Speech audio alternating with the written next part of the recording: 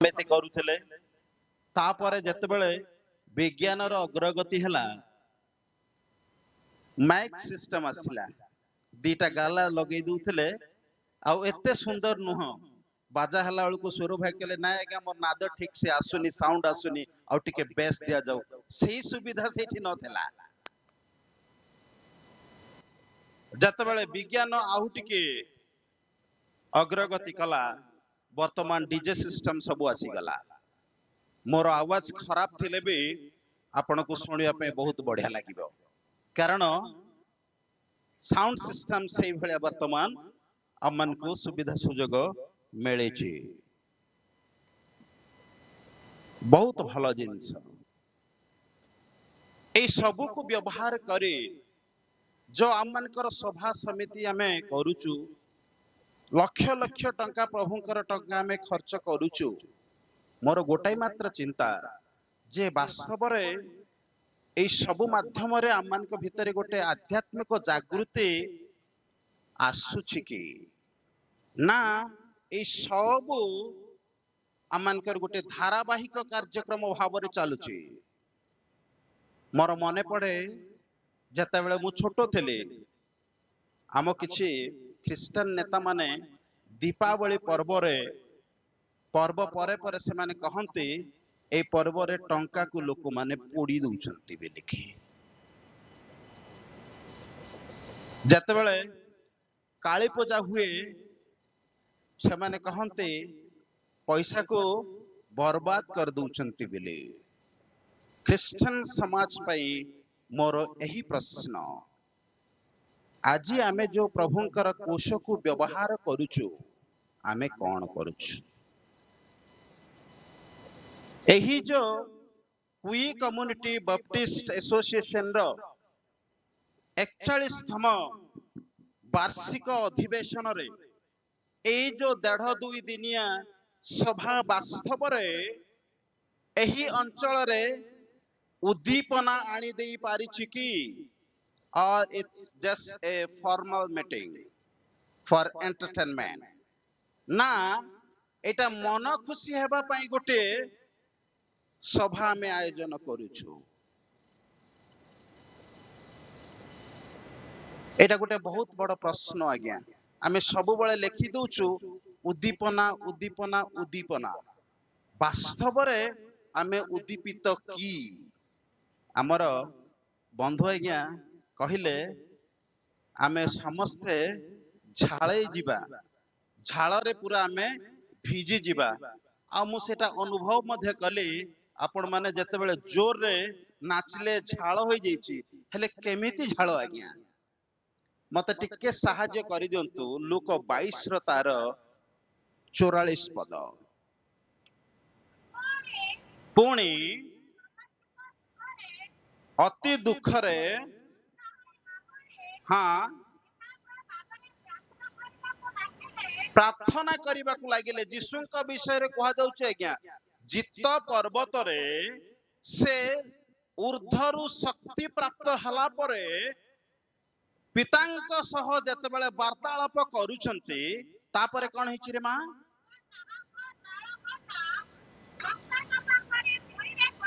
ताहांकर झाळ ए पानी परी नहीं आज्ञा ऊर्ध्वरु जते बेले शक्ति प्राप्त हुए ऊर्ध्वरु शक्ति आसिला परे मनीष जेबे आध्यात्मिक भाव रे उद्दीपित हुए सेई झाळ केमति रे मा रक्त टोपा परी पड़िबो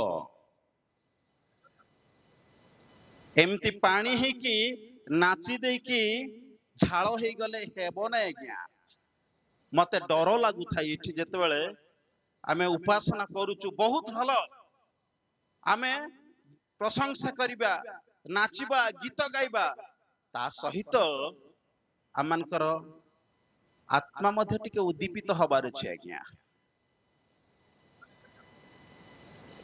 उद्दीपना कहिले सरल भाषा रे आमे कोन बुझू उद्दीपना कहिले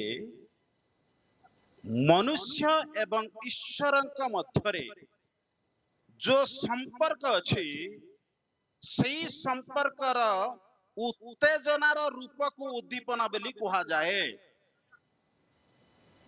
आउ थरे आपण मानकु कहिबी उद्दीपना कहिले आमर एवं परमेश्वर का भीतर जो संपर्क अच्छे सेटा टिके सचेत हेले सेटा को उद्दीपना बोली कहा जाए। तो आमर उद्दीपना सेई प्रकार ना आमर उद्दीपना केवल गीत गायकी नाचिकी झाल बोहिकी हालिया हेबार उद्दीपना। आमर पालक आज्ञा जेते गीत संहिता 123 पढ़ुतिले मते टिके बहुत जोर रे मन भीतर को से आसिला। गीत संहिता 123 3 रे लिखा जाए, हे सदा प्रभु आंभ मान को दया कर, आंभ मान को दया कर। इंग्लिश रे लिखा अछि, have mercy on me O Lord, have mercy on me. गोटे असहाय अवस्था रे काकुति विनक्ति है कि विकल रे डाकराटा जाउची, प्रभु तुम्हें दया कर। कहीं कि आज्ञा दया दरकार, दरकार कौन पे आज्ञा दया कौन पे आमनकर दरकार होची। से गीत रचक कहिले कारण आंभे माने अवज्ञा रे अतिशय पूर्ण होइअछु। ता तळकु जदि आमने देखिबा सुखशाली एवं गर्वी मानक द्वारा माने कलबल होउछु ए जगत रे। अलगा भाषा रे कहिले जागतिक मनारे आमने परिपूर्ण हो जाउछु। आउ जेबे सदा प्रभु मन को दया न करंती ताहेले माने एई समस्या रु मुकुली परिबा नाही। कारण वर्तमान रो ख्रिस्टियन समाज गोटे प्रकार जागतिक मना हो जाइछि। आमे सब करूछु जहा हमर पूर्व पुरुष माने करूथिले से सब को आमे पालन करी आसुछु, बहुत भलो कथा। हेले आज्ञा वर्तमान आमाने गोटे अलगा स्तर रे पहुंची जाइछि।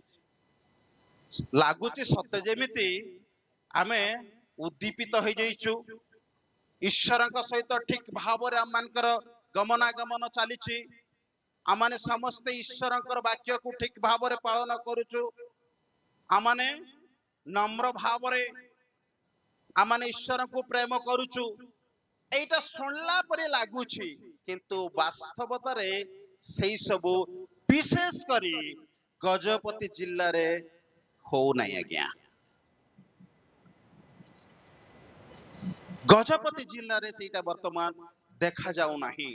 आमनकर सभा समिति रे आमाने अटकल करू हमर सभा रे आमे कोटिए टंका खर्च करि दवा, तापरे आमे कहबा बाहा ए मंडली कोटिए टंका खर्च करी सभा आयोजन कला, 80 लाख टंकार टेंट र व्यवस्था हितला। हेले आज्ञा ए कोटिए टंका रे केतेटा आत्मा प्रभु को वास्तव रे जानि परिले, केतेटा आत्मा प्रभु को निकट को आसी परिले, केतेटा ओबाट रे चालुथिबा लोक माने प्रति रविवार दिन चर्च को आसुछंती। सेटा हमर समीक्षा करिवार नाही। बाकी सभा रे केते लोक आसिले, केते टंका खर्च हला, एटा हमर मुख्य विषय हेई पड़िछि गजपति जिल्ला रे। सेथि पई पाउल गोटे कथा कहिले, तुम्भे माने आउ एई वर्तमान जुगर अनुरूपी हो नाही। अलगा लोक माने जहा करूछंती आमे भी सेया करिबा। आम गाँ रे जने ख्रिस्टान भाई थिले आज्ञा, बढ़िया गीत गांती से आ भलो मौरी बजाते बंशी बजाते। से ख्रिस्टान ही गला परे जेतेबेले तांकु मंडलीर कर्मकर्ता कराहला से कहले मु आउरी मौरी बजाय पे जीवी नाही। थरे गोटे पर्व चली थाए, नुआ मौरिया जने आसिकी मौरी फुंकुची सेठी, जेते चेष्टा कले भी तांको ठाकुर आविर्भाव सेठी होउनांती आज्ञा। तो शेषरे से माने आसी बहुत पैसा देबो आज्ञा, आपण आसंती टिके मौरी बजाइबे। ए बाबू पैसा लोभरे जाइके सेठी मौरी बजेले। ए जेतेबेले फुंकिबाकू आरंभ कले सांगे सांगे सामना रे थिबा महिला जनक मुंड हलेबाकू आरंभ कले। तो समस्त करताଳି देकी तांकू लागुची जेमती गोटे तांकर उद्दीपना सेठी आरंभ हेई गला। कौन चलीचे सेठी तांकू जणा नै आज्ञा, केवल ए बाबू जाइकी फुंकिले ठाकुरंकर आविर्भाव हबो। आममानकर उपासना से प्रकार होउनी तो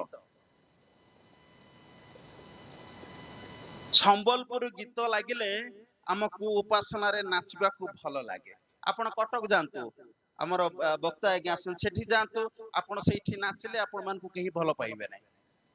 से माने भाव को बुझंती गंभीर भाव रे कोन गाउचंती, जेहेतु उच्च शिक्षित लोक माने कोन गाउचंती तार भाव को से माने बुझंती, बुझी गीत गांती। थरे मु हमर गोटे सेमिनार चली थाई गोपालपुर रे, संध्या बेले मु टिके बुलिबा पई जाईची, डायना डायना हालेलुया गीत चली के आसुची। मु आश्चर्य हे गेली, जा हो गोटे प्रोसेशन ता हमर गोटे आसीची। डायनार अर्थ तो मते जणा नाही, हालेलुया रो अर्थ मते जणा। तो मु सेठी सी बीच रे बसिकी शुणुची। आ टिके तळकू आसला बेलकू मु देखिली जे सेठी विसर्जन कार्यक्रम चलीची। कोन ठाकुरंकर विसर्जन हबो, से माने पानी रे नेकी पकई देबे। तांकू भी जणा ना आज्ञा डायना डायना कोन हालेलुया कोन, किंतु से माने आसीकी सेया करूचंती। आममानकर उपासना से प्रकार होनी तो आममानकर उपासना से प्रकार होनी तो ए जगतर अनुरूपीय माने हेबा नाई। जदि आमाने निजकू ख्रिस्टान बेली कहूचु, जदि आमाने कहूचु आमे ईश्वर को जानिचु बेली, ईश्वर आममानकर यीशु ख्रिस्ट आममानकर परित्राण करता बेली आमे स्वीकार करूचु, ताहेले आमे जगतर अनुरूपी हेबा नाई, बरं ईश्वरंकर इच्छा को लोड़ी ईश्वरंकर। आपण माने समस्त वाक्य को ध्यान दियंतु। आज्ञा माने आसिले से माने बसबे, तांकर कार्यक्रम आमे परे करिबा। मु सेति पई कहूची जगतर अनुरूपी हेबा नाई।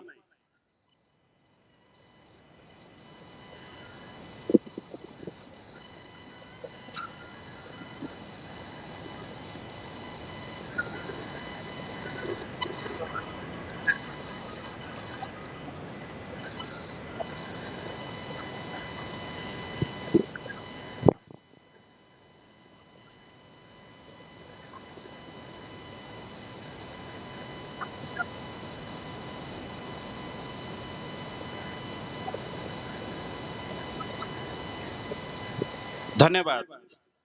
आमाने जगतर अनुरूपी हेबा नाई, बरं यीशु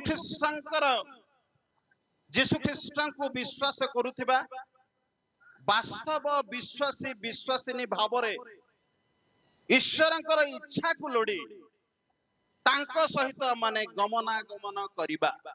आ सेई चिंताधारा को मन भितरे रखी आज माने अल्प समय बाइबल रो आलोचना करिबा। के जने बाहर करी पढ़ंतु मिखा तार 6 पर्वर 8 पद। हे मनुष्य, जहा उत्तम जहा सब भल सेई सब जणाई अछंती। कौन सब उत्तम? प्रथम उत्तम हला न्याय चरण, द्वितीय हला भल पाइबा, बास धन्यवाद।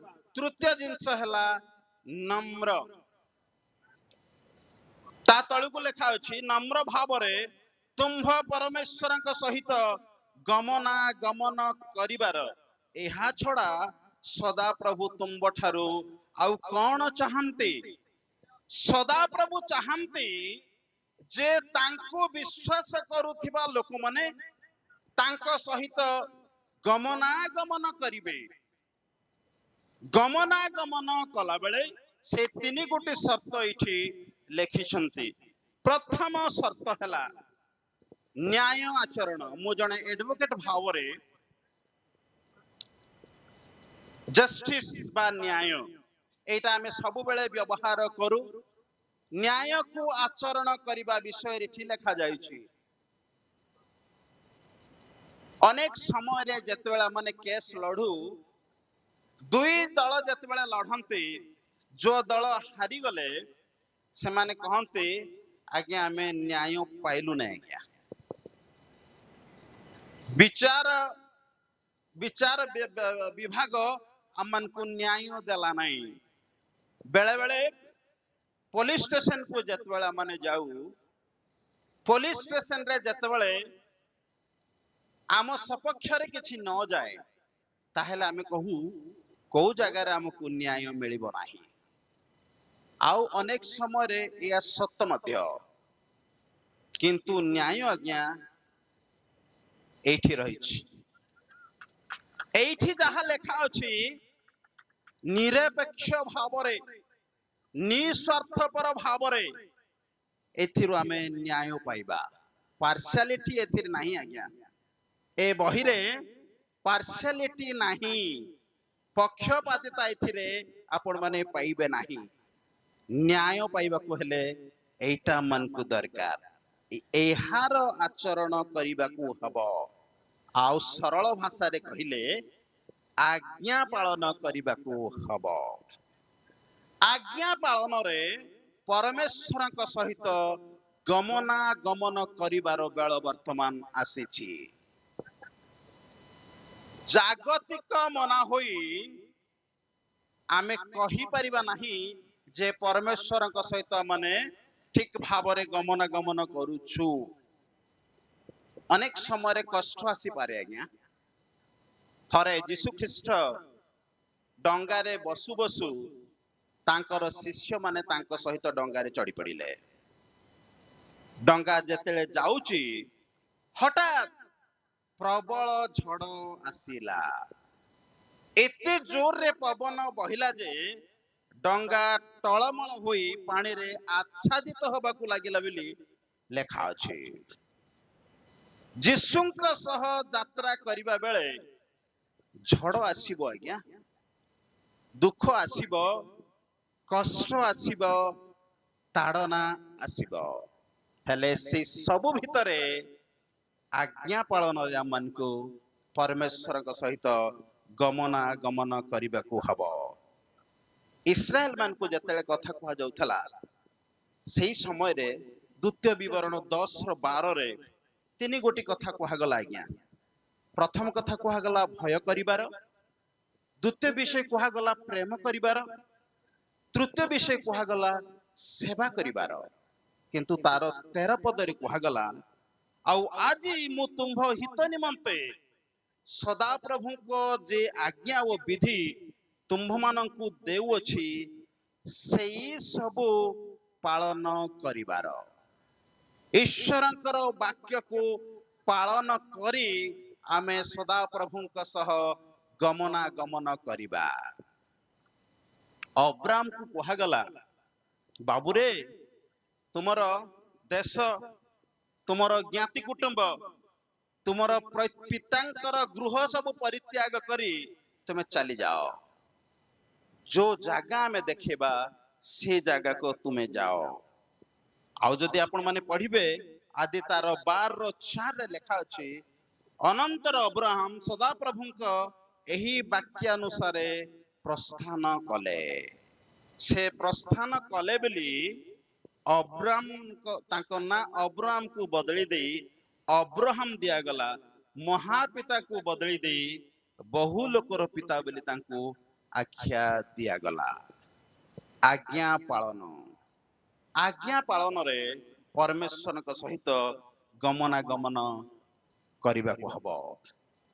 ଯୋସେଫକୁ ଯେତେବେଳେ କୁହାଗଲା ଯେ ତୁମେ ସେଇ ଯୋଉ ଗର୍ଭବତୀ ଅବିବାହିତ ଝିଅଟାକୁ ଗ୍ରହଣ କରିବାକୁ ଭୟ କର ନାହିଁ, ସେ ଯେତେବେଳେ ନିଦରୁ ଉଠିଲେ ଆଜ୍ଞା, ସଦାପ୍ରଭୁଙ୍କର ବାକ୍ୟାନୁସାରେ ସେ ସମସ୍ତ କଥା ମାନିଗଲେ। ସେଥିପାଇଁ ଯୀଶୁଙ୍କର ପିତା ହେବାର ସୌଭାଗ୍ୟ ସେ ପାଇଲେ।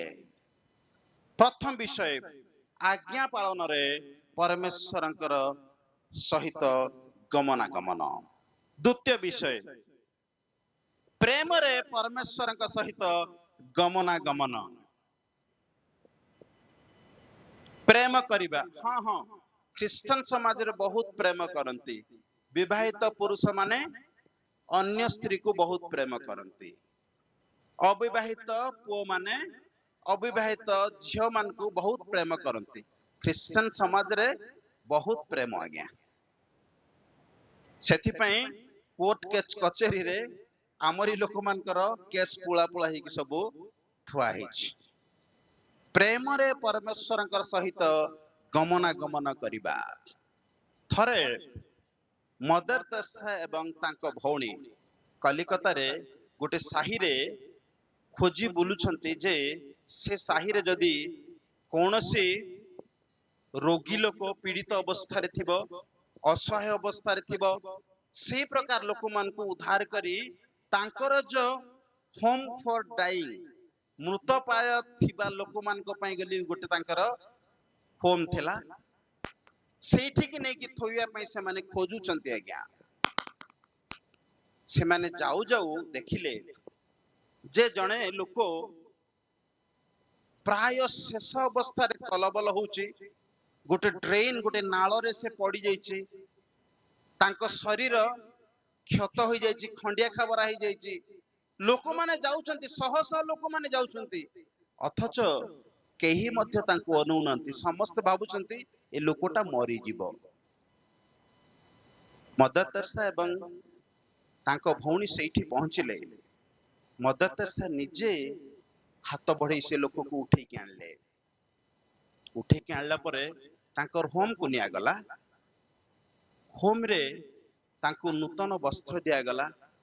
କ୍ଷତ ଥିବା ଜାଗା ମାନଙ୍କୁ ସେମାନେ ପୋଛିଦେଲେ, ଟ୍ରିଟମେଣ୍ଟ କଲେ। ଟ୍ରିଟମେଣ୍ଟ କଲା ପରେ ସେ ଲୋକଟା ମଦର ତେରେସାକୁ ଅନେଇକି କହିଲେ, ମୁଁ ଜୀବିତ ଥିବା ଅବସ୍ଥାରେ I was living like an animal, ମୁଁ ଗୋଟେ ପଶୁ ପରି ଜୀବନ ଯାପନ କରୁଥିଲି, but now ଯେହେତୁ ଜଣେ ଲୋକ ମତେ ପ୍ରେମ କଲେ, so I am going to die as an angel, ମୁଁ ଗୋଟେ ଦୂତ ପରି ମରିବା ପାଇଁ ଯାଉଛି, କାରଣ କେହି ଜଣେ ମତେ ପ୍ରେମ କଲେ। that is the real love of God, ସେଇଟା ହଉଛି ଈଶ୍ୱରଙ୍କର ପ୍ରକୃତ ପ୍ରେମ। ଆମେ ସମସ୍ତେ ଆଜି ଏଇଠି ଏକାଠି ହେଇଛୁ ସଭାରେ। ଏଇଠି ଯଦି ଆମେ ପରୀକ୍ଷା କରିବା, ଅଧାରୁ ଅଧା ଲୋକ ପରସ୍ପରକୁ ଭଲ ପାଉନଥିବେ, ଶତ୍ରୁତା ଥିବ। ମଣ୍ଡଳୀ ମାନଙ୍କରେ ଆମ ଭିତରେ ଝଗଡା, ଗାଁରେ ପରିବାର ଭିତରେ ଝଗଡା, ସମ୍ମିଳନୀରେ ଗୋଟେ ମଣ୍ଡଳୀରୁ ଆଉ ଗୋଟେ ମଣ୍ଡଳୀ ଭିତରେ ଝଗଡା। ଆଉ ଆମେ କହୁଛୁ ପ୍ରେମରେ ଆମେ ପରମେଶ୍ୱରଙ୍କ ସହିତ ଗମନାଗମନ କରୁଛୁ। ବହୁତ ବଡ ପ୍ରଶ୍ନ ଆଜ୍ଞା ଗଜପତି ଜିଲ୍ଲାର ଖ୍ରୀଷ୍ଟିଆନ ମାନଙ୍କ ପାଇଁ, ଯେ ଆମମାନଙ୍କର ପରମେଶ୍ୱରଙ୍କ ସହିତ ଯାତ୍ରା ଆଜି କି ପ୍ରକାର ସ୍ଥିତିରେ ଅଛି। ପ୍ରଥମେ ଆମେ ଚିନ୍ତା କଲେ ଆଜ୍ଞା ପାଳନରେ ପରମେଶ୍ୱରଙ୍କ ସହିତ ଗମନାଗମନ। ଦ୍ୱିତୀୟରେ ଆଲୋଚନା କଲେ ପ୍ରେମରେ ପରମେଶ୍ୱରଙ୍କ ସହିତ ଗମନାଗମନ। ସମୟ କମ ଥିବା ହେତୁ ମୁଁ ପଦ ପର୍ବ ପଢୁନାହିଁ, କେବଳ ଘରେ ଯାଇକି ଆପଣ ମାନେ ପଢିପାରିବେ। କଲସ୍ୟ ତାର 3:12-13-14 ଯଦି ପଢିବେ ଅନେକ ବିଷୟ ଲେଖା ଅଛି। 14ରେ ଲେଖା ହେଲା, ଆଉ ସେଇ ସମସ୍ତ ଉପରେ ପ୍ରେମକୁ ପରିଧାନ କର। ଆମେ ଯେମିତି ବସ୍ତ୍ର ପରିଧାନ କରୁଛୁ, ଲୁଗା ଯେମିତି ଆମେ ପିନ୍ଧୁଛୁ, ପ୍ରେମକୁ ମଧ୍ୟ ଆମେ ସେଇ ପ୍ରକାର ପରିଧାନ କରିବାକୁ ହବ, ଯେମିତି ମଦର ତେରେସାଙ୍କ ଜୀବନରେ ସେଇଟା ଥିଲା। ଲୋକମାନେ ଜୀବନକୁ ଦେଖି କହିବେ ଯେ ଏମାନଙ୍କ ଜୀବନରେ ଯୀଶୁ ଖ୍ରୀଷ୍ଟଙ୍କର ପ୍ରେମ ଅଛି ବୋଲି। ପ୍ରେମରେ ପରମେଶ୍ୱରଙ୍କ ସହିତ ଗମନାଗମନ କରିବା। ଶେଷରେ ନମ୍ରତାରେ ପରମେଶ୍ୱରଙ୍କ ସହିତ ଗମନାଗମନ କରିବା। ନମ୍ରତାକୁ ବୁଝିବାକୁ ସରଳ ଭାଷାରେ ନିଜକୁ ଶୂନ୍ୟ କରି ପରମେଶ୍ୱରକୁ ଯେତେବେଳେ ଆମେ ସେଇ ସ୍ଥାନ ଦେଇଦେଉ ସେକୁ ନମ୍ରତା ବୋଲି ବୁଝାଯାଏ। ଥରେ ଜଣେ ବିଶିଷ୍ଟ ଜ୍ଞାନୀ ଲୋକ ତାଙ୍କ ସହିତ ଆଉ ଜଣେ ଦି ଜଣ ପ୍ରାର୍ଥନା କରିବାକୁ ଗଲେ। ଯେ ଜ୍ଞାନୀ ଲୋକ ସେ ଭଲ ଭାଷାର ଜ୍ଞାନ ଅଛି, ସୁନ୍ଦର ଭାଷା ସବୁ କହିକି ସେ ପ୍ରାର୍ଥନା କରିପାରିବେ, ସ୍ୱର ଭଲ ଅଛି ଯେ ଯୋଉମାନେ ଶୁଣୁଛନ୍ତି ତାଙ୍କୁ ବି ଭଲ ଲାଗିବ। ଏଇ ସବୁ ସ୍କିଲରେ ପରିପୂର୍ଣ୍ଣ ଥିବା ଲୋକ ଯାଇକି ସେ ପ୍ରାର୍ଥନା କରି କହୁଛନ୍ତି, ଆଜ୍ଞା ମୁଁ ଏମାନଙ୍କ ପରି ଅତ୍ୟାଚାରୀ ନୁହଁ, ଆଜ୍ଞା ମୁଁ ଏମାନଙ୍କ ପରି ଅଧାର୍ମିକ ନୁହଁ, ମୁଁ ଆଉ କାହା ପରି ବ୍ୟଭିଚାରୀ ନୁହଁ, ଏମିତି କି ଏ କରଗ୍ରାହୀ ପରି ମଧ୍ୟ ନୁହଁ ଆଜ୍ଞା। ଏ କରଗ୍ରାହୀ ତ ପଇସା ଲୁଟନ୍ତି, ମୁଁ ତାଙ୍କ ପରି ମଧ୍ୟ ନୁହଁ।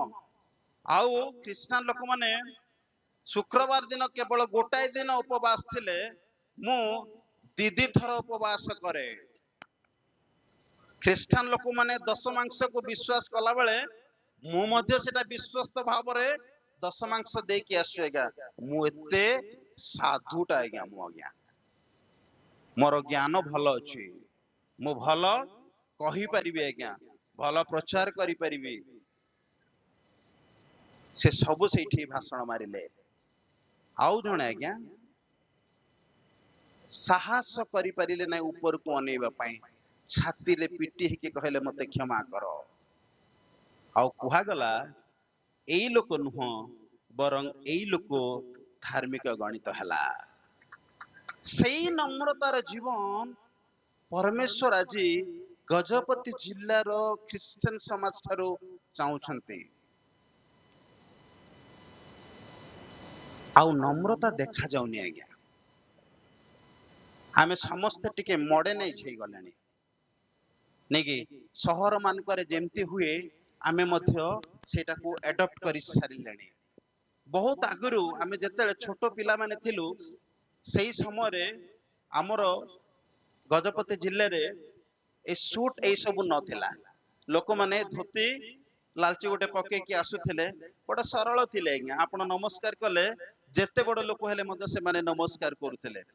ଆଜିକାଲି ଆମର ସବୁ ଟିକେ ସୁଟ ର ଟ୍ରେଣ୍ଡ ପଳେଇ ଆସିଲା ପରେ ଆପଣ ଟିକେ ଗରିବ ଲୋକ ହେଇକି ବୁଢା ଲୋକ ଗୋଟେ ଗୋଟେ ପାଳକୁ ଆସିଲେ ଟିକେ ନମସ୍କାର କଲେ, ଯେହେତୁ ସେମାନେ ପାଷ୍ଟର ହେଇଯାଇଛନ୍ତି ନା, ମଣ୍ଡଳୀରେ ଭୋଜି ଦେଇକି ଅଭିଷିକ୍ତ ହେଇଛନ୍ତି, ସେଥିପାଇଁ ଆପଣ ନମସ୍କାର କଲେ ସେମାନଙ୍କ ଦିଟା ହାତ ଉଠିବା କଷ୍ଟ ହେଇଯାଉଛି ଆଜ୍ଞା।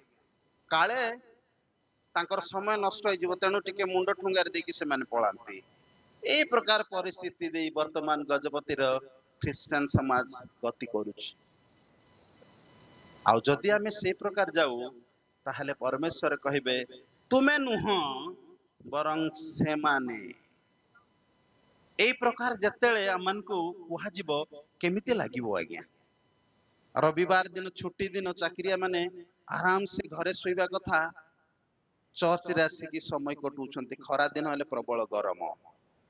ତ ଏତେ ସବୁ କଲା ପରେ ଯଦି ତୁମେ ନୁହଁ ବରଂ ସେ,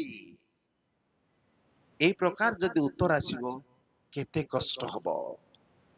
ଏ ଜଗତର ଅନୁରୂପୀ ହେବା ନାହିଁ, ବରଂ ଆଜ୍ଞା ପାଳନରେ ପରମେଶ୍ୱରଙ୍କ ସହିତ ଗମନାଗମନ କରିବା,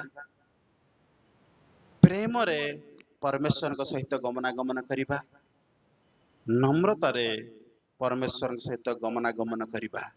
ତାହେଲେ ଆମମାନଙ୍କର ଏଇ ଯୋଉ ସଭା ସମିତି ସବୁ ବାସ୍ତବରେ ଉଦ୍ଦୀପନା ଆଣିବ ଏବଂ ଆମମାନଙ୍କ ନିମନ୍ତେ ଆଶୀର୍ବାଦର କାରଣ ହବ। ପ୍ରଭୁ ଆମେ ସମସ୍ତଙ୍କୁ ଏଇ ଛୋଟ ଚିନ୍ତାରେ ଆଶୀର୍ବାଦ କରନ୍ତୁ। ଧନ୍ୟବାଦ।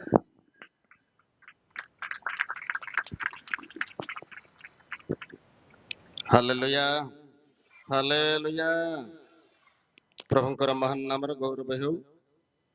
ପ୍ରଭୁଙ୍କର ଦାସ ଆମମାନଙ୍କୁ ସୁନ୍ଦର ଭାବରେ ବାକ୍ୟ କହିଛନ୍ତି, ଆଉ ସେ ବାକ୍ୟ ଯଦି ଆମେ ବୁଝିପାରିଲୁ ତେବେ ନିଶ୍ଚୟ ଗୁରୁତ୍ୱପୂର୍ଣ୍ଣ ବାକ୍ୟ। ତେଣୁ ପ୍ରଭୁ ତାଙ୍କୁ ଆଶୀର୍ବାଦ କରନ୍ତୁ।